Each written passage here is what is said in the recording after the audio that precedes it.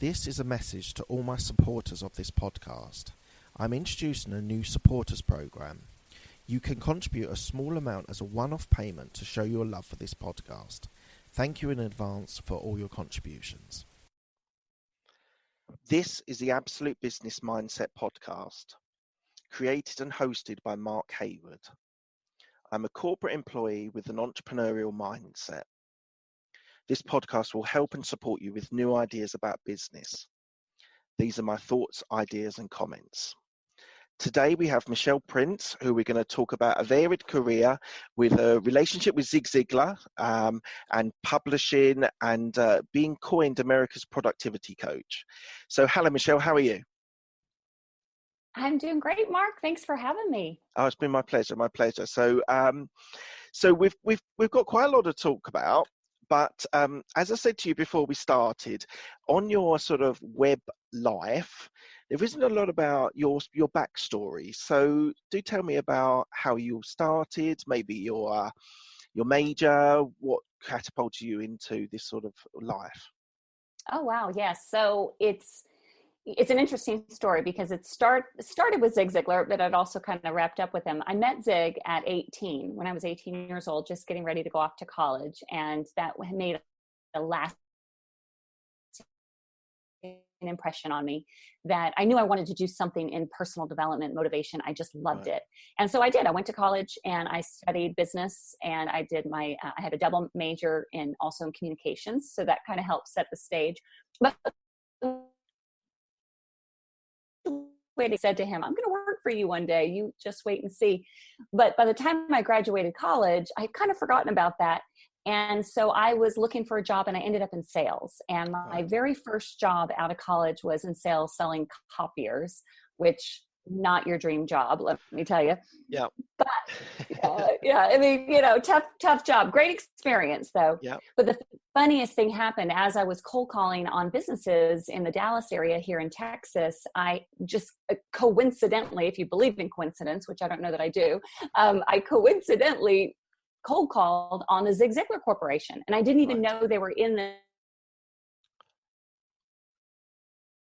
So here I am cold calling, trying to sell them a copier. And then immediately I remember, that's right, I'm supposed to work here, And it's a long story. I'll make really short. I basically stopped everything I was doing. I'm like, do you have any job openings? I'll do anything to work here.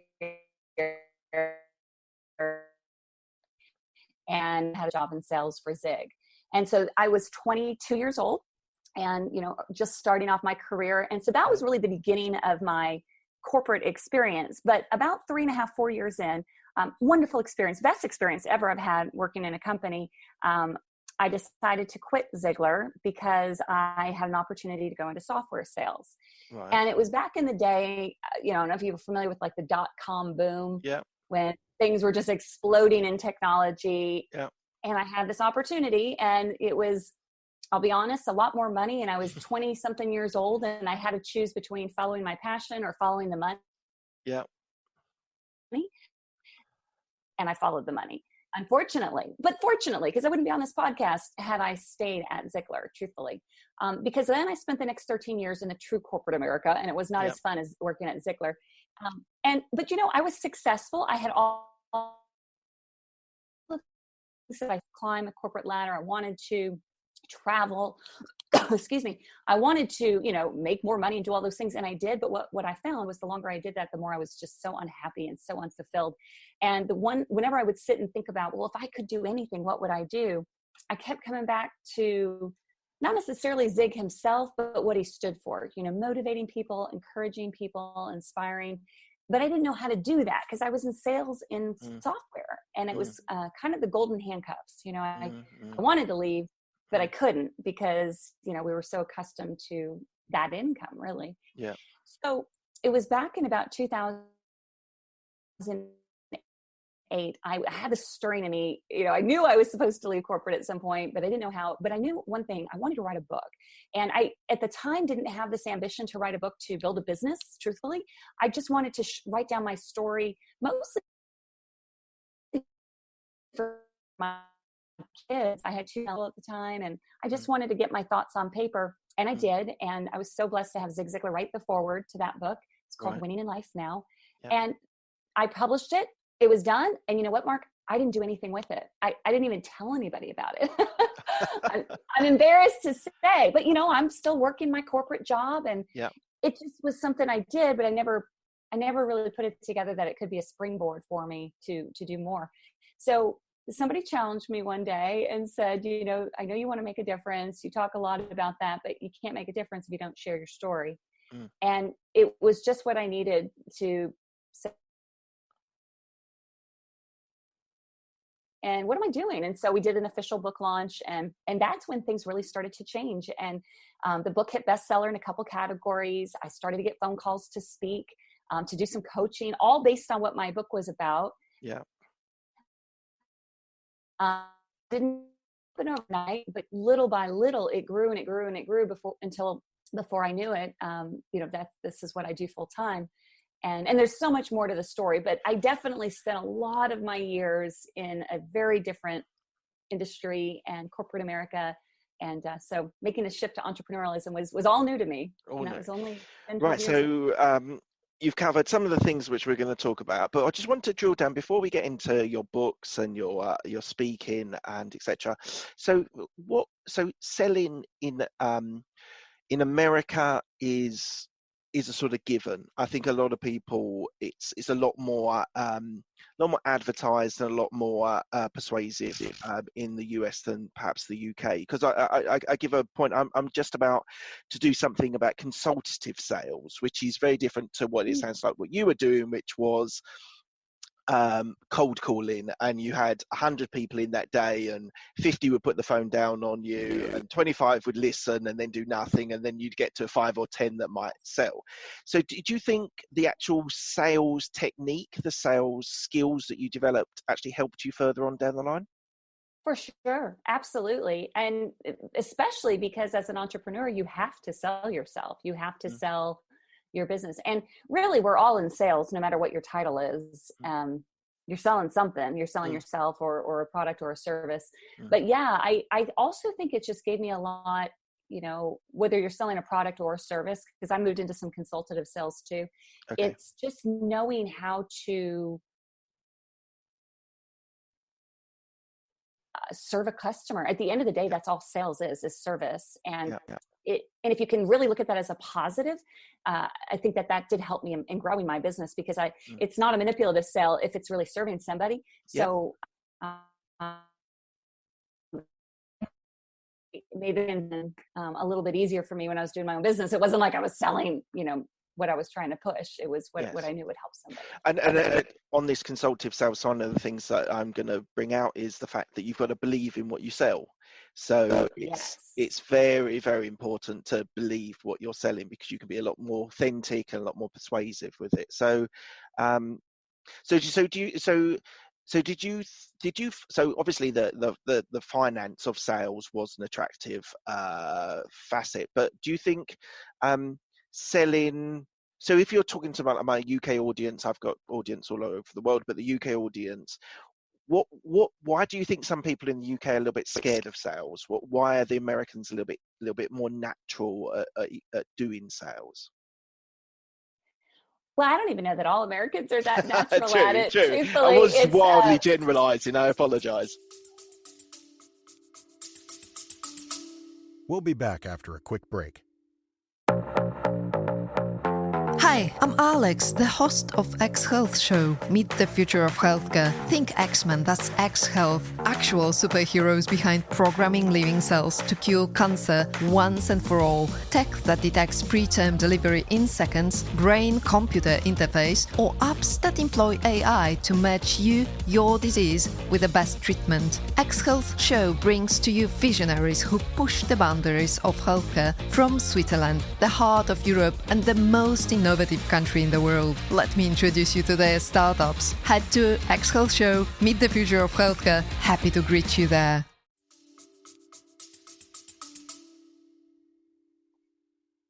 No, I think, that's a great question. And I think a lot of times people, especially even myself, when I started in sales, it was just that fear of, am I going to come across pushy? Or, I think speaking again for myself, before I got into sales, and part of my funny story when I ran into cold calling on Ziglar's office, Yeah.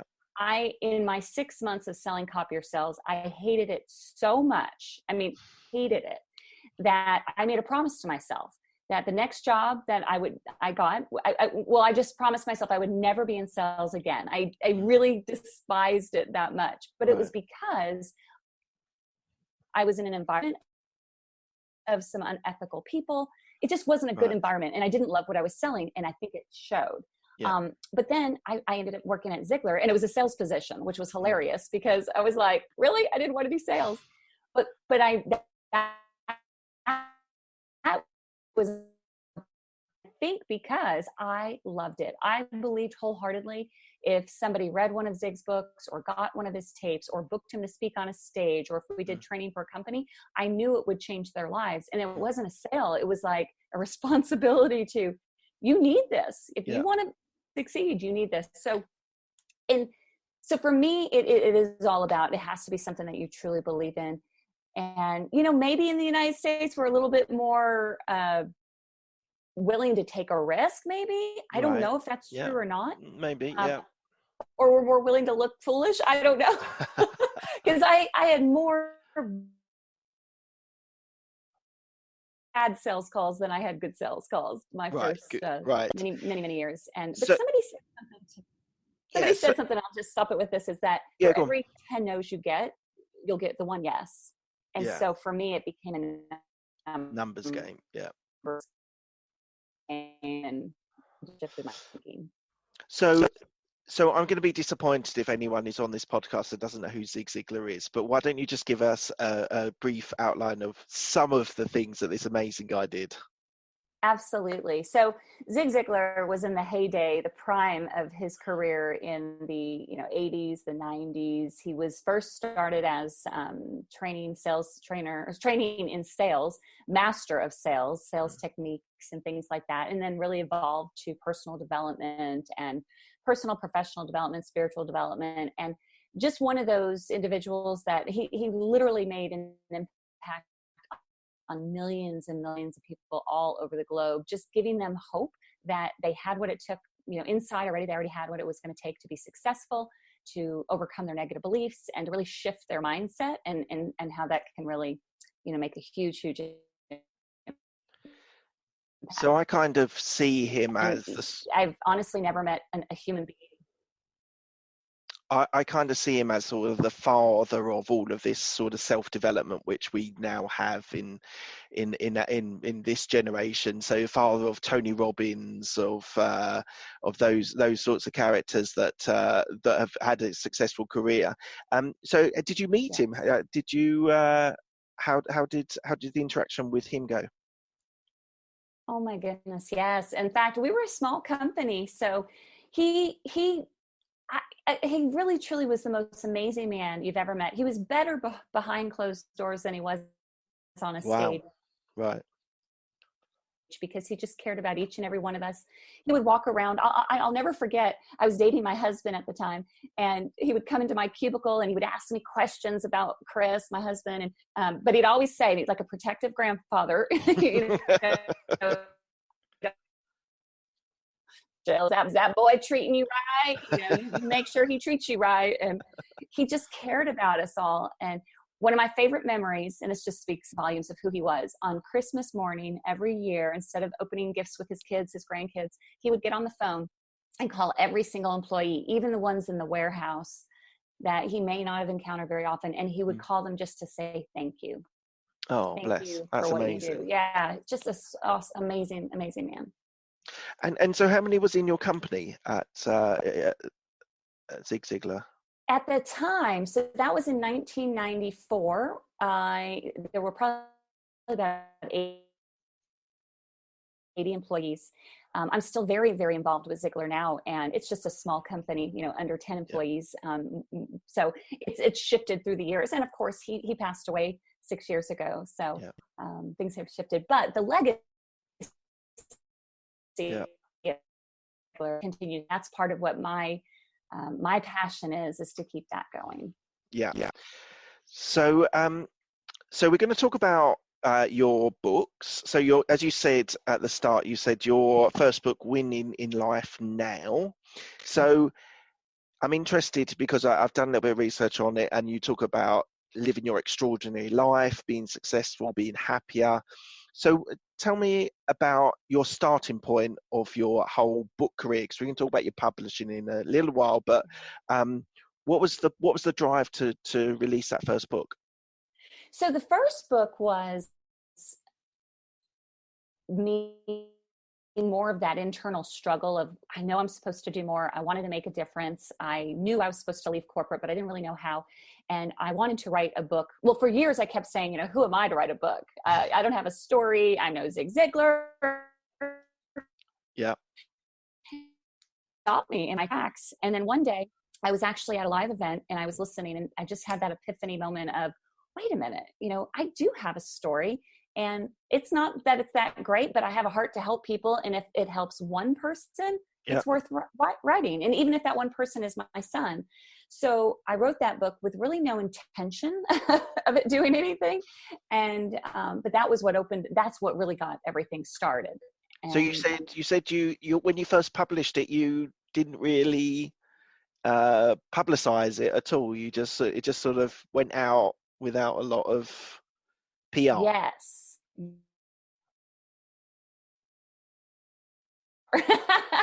In fact, it's so funny because I kind of really was okay with the fact that the only people that would ever read this book were my family members.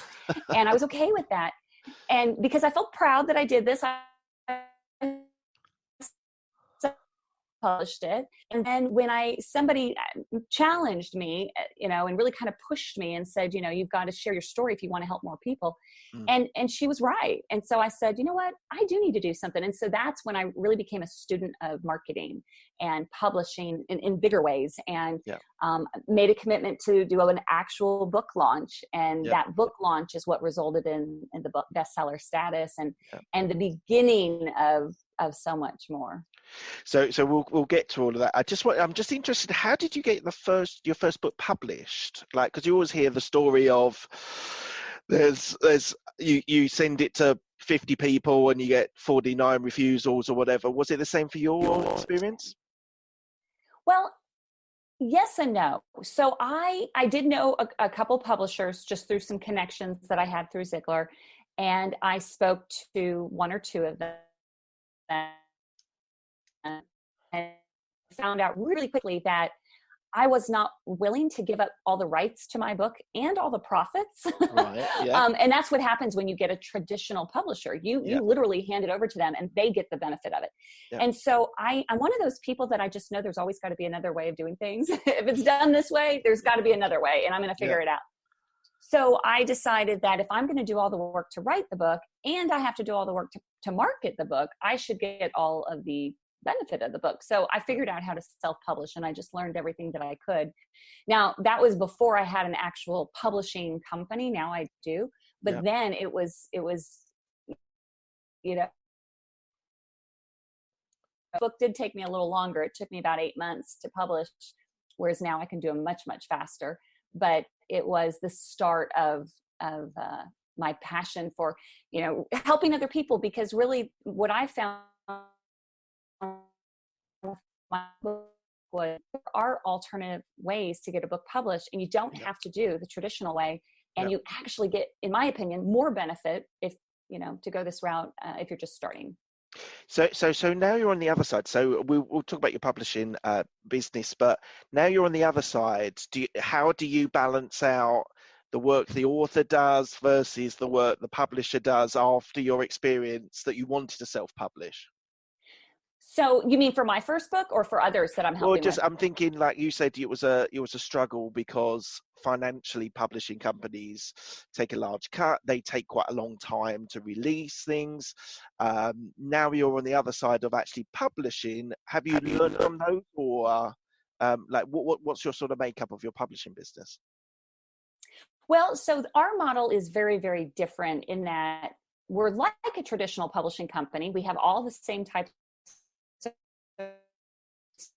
or covers, formatters, we'll do all of the, registrations, we'll get it on Amazon, we'll do everything that a publisher does, but I don't take any rights or royalties from my authors. Okay. And it's because of my experience. I just really believe that this is your work. So let me help you get this done, and then you reap all the rewards. And so we call it partner publishing, which just, I walk hand in hand with them to get the book produced properly, professionally.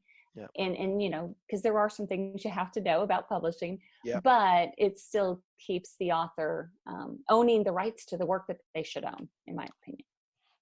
That makes perfect sense. Okay, so your new book is The Power of Authority. So tell me a little bit about that one. So I'm excited about this book. Fast forward. So once I began helping people to publish book, that was 10 years ago. I've seen book really radically opens opportunities. It happened for myself, but then also for business owners. I see that a book is that business card. I mean, I say it all the time, your book is your business card. I wrote a book titled that because it's true. If you're looking for a way to stand out from the competition, I mean, especially if you are in an industry that has a lot of competition, like dentists and doctors and real estate agents and lawyers and, even entrepreneurs. I mean, we have to differentiate from the competition. And a book is a great way to do that, because when somebody sees that you're a published author, instantly, even before they read your book, they see you as that credible expert, the authority. Yeah. And the book is kind of a play on words. You can't spell authority without author. Yeah. So that's why I call it The Power of Authority, because you really can leverage that authority by taking what you know and putting it into a book. So you've said, I can't remember where I read this, that everyone has a book in them. Everyone should be writing their story, or writing if they're an expert in an area. Why should I write a book? Well, for a reason of business, I would say, because we do business with people we know, like, and trust. And one of the best ways to get to know, like, and trust someone is to know their backstory. And even, perfect example, even before we started this podcast, just when we were talking one-on-one, you were saying, tell me about your backstory. We want to know everyone's backstory. We want to know, it's great that you're successful. It's great that you have this business, but I want to know, how'd you get there? Why are you so passionate about, for a dentist, why are you passionate about oral health, or what made you want to get into real estate? Or, those are the things that I feel like most of us want to know. And that's how we connect. I mean, there's so many people we can buy from, but we tend to lean toward the ones that we have a little bit of knowledge of why they do what they do. So do you think it's, do you think and it would just happens to be a great way to do that? You are already doing that. Well, in a way, I sell a little bit of myself on my podcast. I share a little bit. I share quite a lot, actually, about my experiences and my skills that I've developed. I'm interested, though, the slight difference between writing a sort of autobiographical, this is how I came to be here, versus someone writing that I am an expert in something else. Do you view, is one more preferable for you, or is it all part of the same story? It's all part of the same story, because you can't separate who you are from what you do necessarily. There's a great exercise that I have all of our authors go through to really get clarity on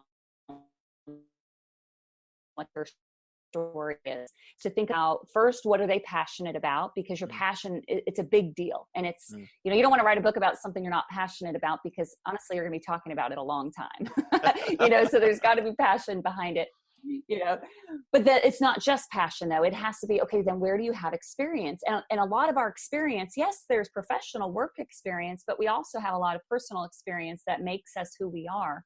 And our story is our story. We can't change it. So it's what aspects of my story that include passion and experience can I share with someone else that can help them to either get farther along personally down the line, or maybe to help them. It's kind of more of like, think of it as if you were sitting at lunch with a good friend and they were asking, like, hey, how did you do this? How did you start this podcast? Like, I want to know everything you've done. You're not just going to just go through the autobiography part of it. You're going to have a little bit of, well, here's backstory, here's why I did, here's how I did it, here's how you can do it too. That kind of thing. So one of my questions is, what is more important as an author and perhaps as a keynote speaker, as a someone sort of promoting themselves? Is it important to have skills, so skills in publishing, authoring, podcasting, whatever it is, or is it to have self-belief in that your message is important to tell? Oh, that's a great question. I think both are important, but it has to start with the self-belief. And, you know, I help people when they're trying to become speakers as well. And one thing I tell them is, I think most people would much, much rather have an imperfect speaker on a stage that speaks authentically, that is real, that somebody can relate to and say, wow, that person's just like me, than to have somebody who has just the perfect way of delivering, but there's no authenticity. It's not coming from the heart. So I think that in order to speak authentically, you first have to have that internal belief, and you have to know that, you know, I do get passionate about helping people tell their stories because I know not only will it help other people, but it just opens up so much more for that person.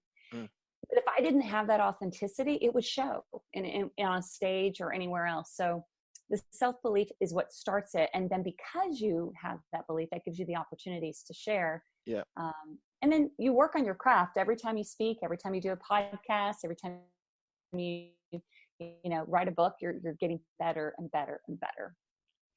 So I'm actually going to do a talk in a couple of weeks. Now, I've not done very many, but I'm actually doing one in Birmingham in the UK in a couple of weeks' time.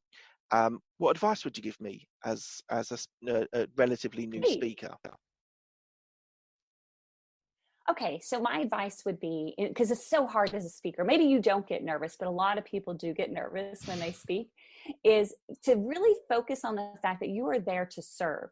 You're not there to be a speaker. You are there literally to share information that's going to make an impact in somebody's life, personally or professionally. And when you kind of take that I always am very visual, and so I almost visualize before I speak. Like if I'm nervous, it's because I've got the spotlight on me. I'm focused on me. But if I turn that spotlight around to the audience and say, no, I'm here to away, because you're there for a purpose and not about you. So that would be my first advice, is to really think about and just convince yourself that, look, I'm just here to serve. You don't get nervous sharing that information over coffee. Yeah. So it's the same as if you're on a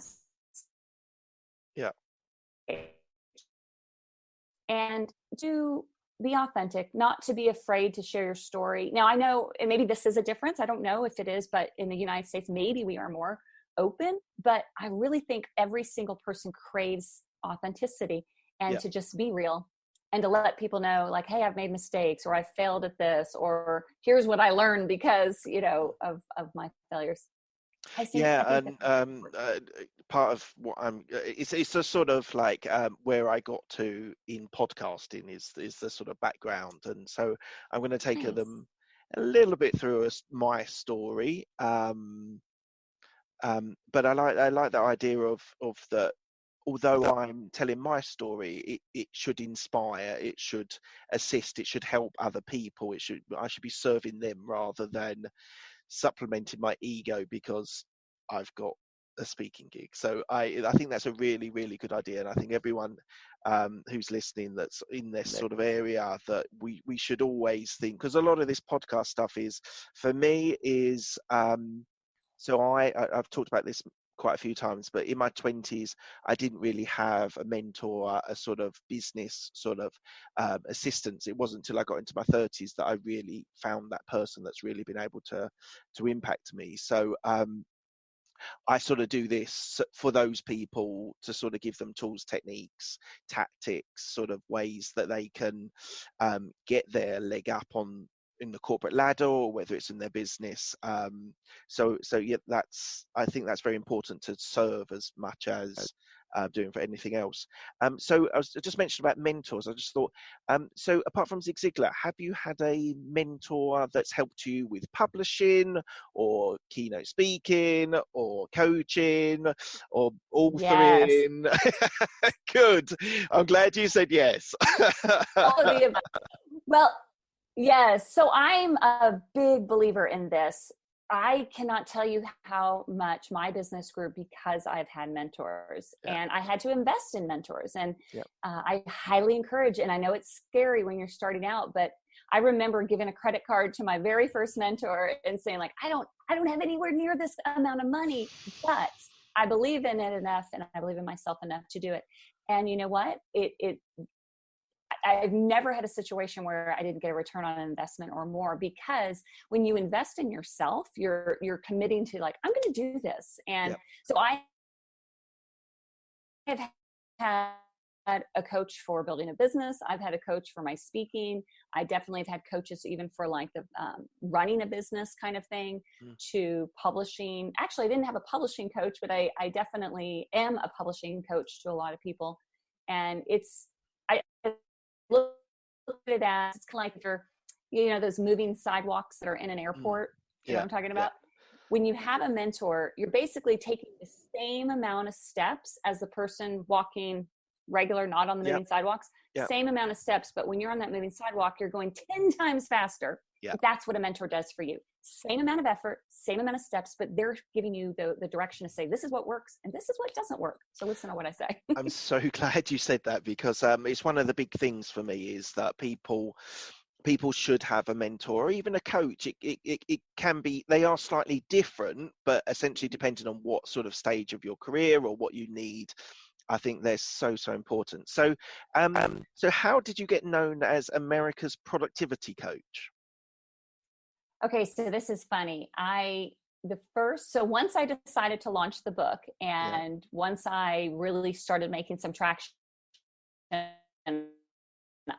I was committed. And in fact, one of my mentors challenged me after, this was probably about 18 months into this. He said, I want you to write down, because I think I was having a moment of like, oh, I'm not getting where I want to go, and it's not happening fast enough. I was still working my corporate job at the time. And so it was frustrating. And he said, no, I want you to go back and write down all the things that you've done over the last 18 months. And it was shocking. I accomplished more in 18 months than some people do in a 10-year period. And it was because I was just so focus, and not knowing that was so unique. That person pointed out to me. And so they're actually the ones who started that, calling me the America's productivity coach. And so for their clients, I would help people with productivity. When I was speaking, I was always talking about taking massive action. How do you do that? How do you take massive action in writing a book? And so I decided to write a book called Busy and Busy, but Getting Nothing Done. And it was really just I started to think it was funny that everyone I met, no matter if they were CEO of a company, stay-at-home mom, college student, everyone I met, when I'd ask them how they're doing, they'd always have some form of saying how busy they are. Oh, it's so busy. Life is crazy. I mean, I think I did that even when we got on our podcast today. It's just this natural, like, we're so proud of how busy we are. And then, but it hit me, and I'm like, well, but are you busy being busy? Or, I mean, really, are you getting anything done? Are you getting anywhere closer to your dreams and goals? And so that's what really launched me down the path of writing that book. And I do a lot of speaking in corporate America on productivity, on that topic, because frankly, we all suffer from procrastination. So that's what I do. So totally agree. Productivity. So I just did a podcast a couple of weeks ago about being busy and being productive, and that there is a distinct difference. And I think it sounds like you've talked a lot on that. I see so often people in my role who have meetings all day, and they rush around and they think they're so busy and they're being so productive, when actually, I don't challenge them, but if I challenge them and said, how much deep work did you actually do today? How productive were you in what your role was? They probably would say, oh, but I had loads of meetings. It's like, well, that's not productive. Exactly. I'm so pleased you said that. So I think that's actually a really good angle for me to talk about productivity, because I've been servicing this podcast for 2 years, I think just over 2 years, and I've done this all through having a corporate career as well. And I think it's one of those things that a lot of people, you get a lot of the speakers at the moment, especially in the US, but in the UK as well, who sort of say, okay, you do your job 9 till 5, but then when you get home, do you then work till 6 till midnight, or 6 to 11, or 6 to 2, whatever it is, to do your side hustle, to do your passion, to do your thing? Mhm. And I think there's so many people that just don't. And there are a few well, not a few, it's probably more than a few. There are a few that actually completely commit to their career, and they will work till midnight or 2 a.m. or whatever, because that's their passion and that's what they want to Yes. deliver. But I equally think there's a larger proportion of, definitely in the UK, I couldn't talk about the US, I would guess in the US is the same, where people come home and watch Netflix and binge on a Netflix, rather than being, what's the word? I think being more effective in other areas. Mm-hmm. I Um, think I know. I think I can relate to that, because for those years that I was in corporate America, I did that, and I was so unhappy and unfulfilled that I didn't have any other passion. I mean, I do my job, I come home, I take care of my kids, and I'm exhausted. So I think the key factor here is finding that thing that lights you up, that passion. You know, like you do this podcast so frequently. If you didn't love it, you wouldn't have the energy or find the time to do it. yeah, But you do, you yeah. know, and that's what happened to me. I found the time to write a book, and small elementary school kids. And I always tell people, if I can do this, you can do this. Yeah. But if you don't have the passion behind it, it's not going to happen. Yeah, I totally agree. So you do a podcast as well. Is it for Zig Ziglar? Tell me about it. Well, I two things. I do co-host the Ziglar Show podcast every now and then with Kevin Miller. Kevin Right. Miller is the one that runs that podcast, and he's amazing. And I'm very grateful that I get to do it with him sometimes. But I am just literally this week launching my podcast. I've done about, yes, thank you. It's called The Power of Authority. And we're talking to people that are leveraging their story, and whether it's to leverage it to write a book, to build a business, to do a podcast. You know, there's so many different ways to share your story. And so I've done about 7 interviews, and so we're going to launch it and kick it off this week. So Congratulations. You'll have to send me the link, because I think there's going to be quite a few things that I'm going to ask you to send links with, and we can put that link in the show notes, and people do check that out. We'll have to have you on the show too. Of course. Like I said, your story doesn't have to be in a book to make an impact, but it's does help you open doors. But a podcast is the same equivalent of sharing your story. Yeah, it is now. It's sort of like even 10 years ago, when podcasts were around but no one was listening to them, everyone wrote books, and for the last, I don't know, 50 years, everyone wrote a book, and that gave them credibility to do everything else they wanted to do. I think now with technology as good as it is, that they can do a podcast or do a YouTube channel, and get to people in a different format. So for me, I have thought about writing. I've partly written 2 books, never completed either of them. I have to confess, a sort of I'm not a procrastinator, but I find it quite difficult to do the actual process of writing.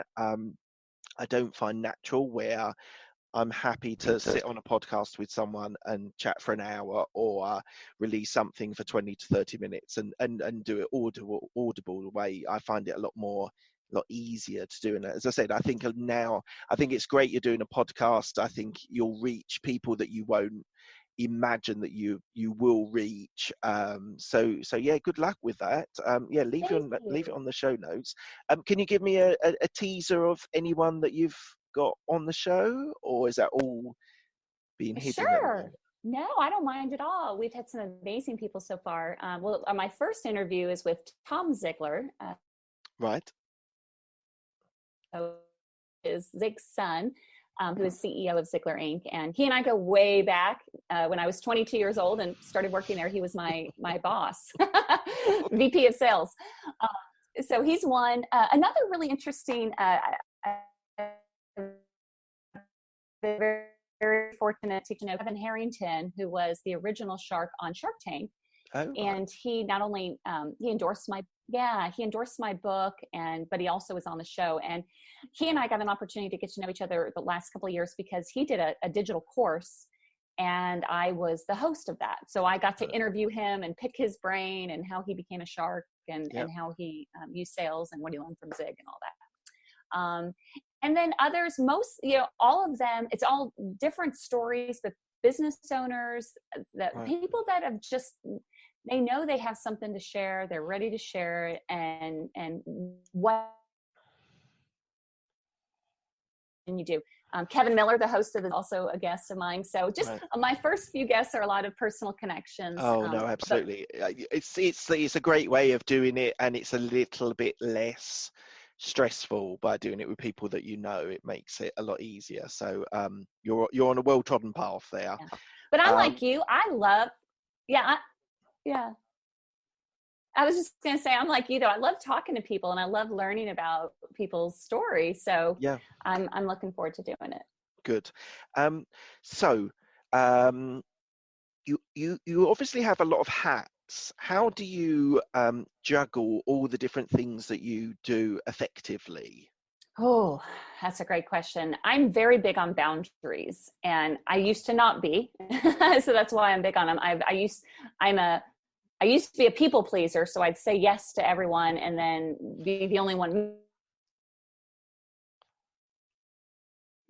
But I've learned, especially having kids, it's helped me a lot. There's certain times I'm just not available. My nights and my weekends are for my family. And so that's made it pretty easy to say, like, if it doesn't fit in this little window, I'm not available. Right. And thing for me. And scheduling, like if it's not in my calendar, it's not going to happen. So time blocking, scheduling. Yeah. Right, so on to the last question, and then I've got a quick fire questions at the end. And I've sort of come in a bit full circle. What's your winning in your life? What does winning in your life mean to you? I love that you asked that. I ask that when I speak to my audiences, and I think that's important. For me, it's shifted so much. When I was young, I thought it was a career and money and all of that. And even as I wrote my book and started speaking, I was going after success. And I've really realized in the last couple of years, it's family. At the end of the day, I'm so incredibly blessed with, a husband and 2 kids and parents that are still living and, supportive. And I see the importance of that, and just that coupled with, finding ways to help other people and less about the success and more about the serving. Yeah, that makes sense. See, my life at the moment is creating pockets in my schedule where I have family time. So you say it's very important to you. It's very important to me. I've got young children and a wife and a dog, and it's all very important to find pockets where because I do some things at the weekend, which is not great because it's my time that I get to spend with my kids. But I definitely find you need to have that. It's not always downtime because kids can be, but balance to service what makes me happy as well as what makes everyone else happy. So I think that's so important. I think that's a massive thing. So thank you for that. Okay, so I've got 5 relatively quick questions, but they don't need like quick answers. Depends on what the question or what the answer is. So what's the best decision that you've made in your, I say career, but it could be life? I thought about this question, and I have so many different answers because I have different decisions depending on the category. Like I have decisions personally, but I really have to say one of the best decisions I made was in 2008 when I just stopped doubting myself and said, you know what, I do have a story. I have a heart to help people. I'm going to write a book, and with no intention. Had I not done that, it's not even just so much what's happened in my life. I'm very grateful for what has happened with the business and all, but I've seen the transformation of other people who've been inspired by my story and how their lives have changed. Yeah. And I really can't, that is one of the very best decisions I've ever made, is to just follow what I felt like I was being called to do, and to do it and to see the results is just, not just for me, but for others, is amazing. That's brilliant. So what's the best piece of advice you've been given? I've had so much advice through the years, especially all with good? mentors. I'm sure probably not all good. Yes.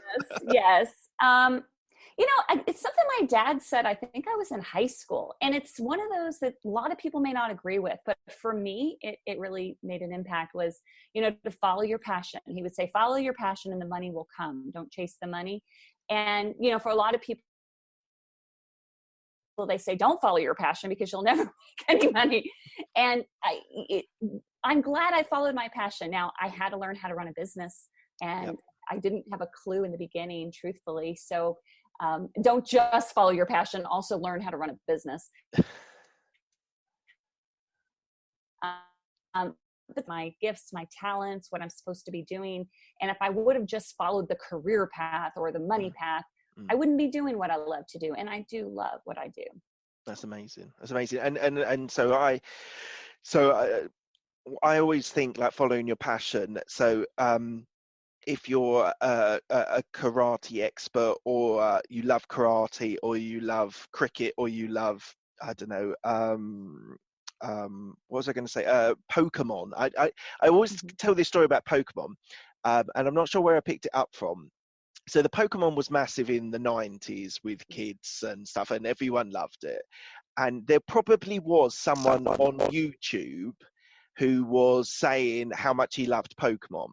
And he probably went 10 years, 15 years without any sort of credence or acceptance.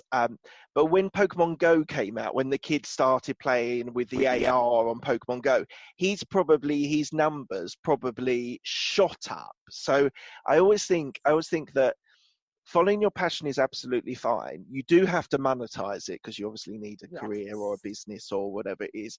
But sometimes just staying patient for your time. Like, things do come cyclical and things do come back. So I totally agree with you following your passion, but I would sort of say either be patient or monetize it a way that you can supplement your life.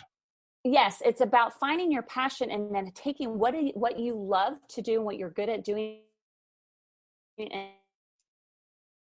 and figuring out a way of how to teach that to somebody else who's willing to invest in learning. There's a lot of people out there willing to invest to be the best at cricket or the best at whatever. So why not you be the one to teach them? So that's how I'd like to piece it together. Passion, but then how can you teach what you someone else? Okay, awesome. So who helped you most in your career? Well, in the early days before I had a career, my dad was a huge influence on me and giving me advice. But then I've had friends that I've just had a lot of a great support system. I've always sought out people that were 2, 3, 4 steps ahead of me. Even when I was in sales, I wanted to talk to the number one salesperson because I wanted to know how they got there. And so not being afraid to ask people for advice. Certainly Zig Ziglar, huge impact on me, and then many of the coaches that I've worked with along the way. Right. Any regrets? Yeah, I do have regrets.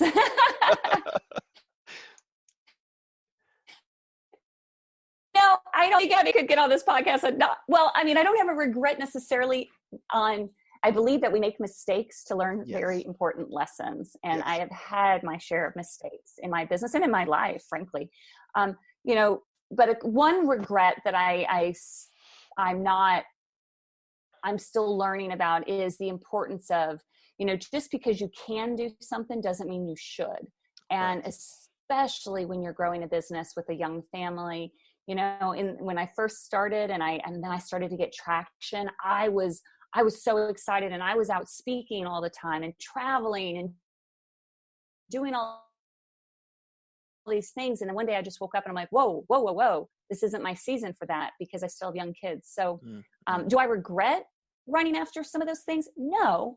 But was it the right timing? I don't think it was. And I have a few regrets about missing a couple things here. Now, they say there was nothing I missed, but how mom guilt is. But, don't worry, you dad guilt. I've got dad guilt as well. I totally share you on that. I've missed various plays and recitals and things, and it's unfortunately it's part of the course, I think. But they learn too, right? So it gives them a good priority to understand that careers and businesses are important, so when they get older they can look after themselves. Exactly. No, that's so true. So I think regrets are more lessons than anything. But yeah, that's one of them. Last question. What are you most proud of in your career? Oh, I just came off the 2 weeks